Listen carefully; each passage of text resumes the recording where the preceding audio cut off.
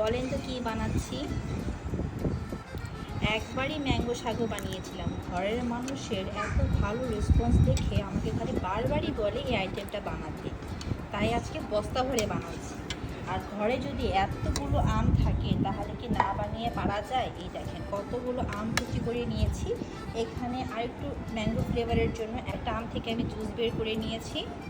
এখন এটার সাথে অ্যাড করে দিব, তাহলে ফ্লেভারটা আরও বেশি ভালো আসবে।